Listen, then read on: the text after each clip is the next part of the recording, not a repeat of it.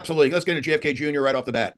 So, So I mean, yeah, this is fascinating. we're going to get into this, but Gene Ho, him and I used to work at Amp Media, as separate shows and stuff. I know Gene for several years. He dropped this in a X post 2 days ago. Nobody was in the plane. Do your research now. Let me back into this.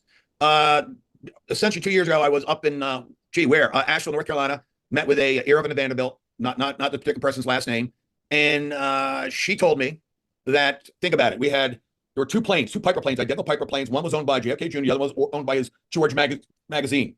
So there were two planes. Number one. Number two, JFK Jr. and Caroline got to the airport 45 minutes early. They understand they were rigging the plane to blow.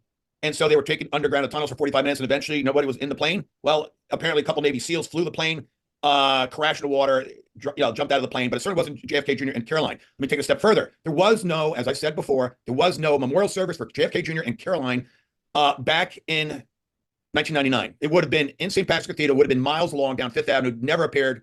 And then they had some small memorial on Cape Cod, but on Martha's Vineyard, the family had an offshore funeral, and they cremated. I go, hold, they don't cremate.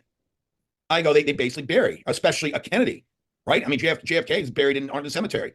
So think about it. So why they end up in, not only were they both cremated, there were two Tiffany urns on this private 12-person boat. That is a middle finger to the elite cabal. They're saying, we're not dead. We know the enemy. The enemy is the owners of Tiffany, and we're coming after you. And 25 years later, they're coming after us. So the question becomes, oh, look, gloves off.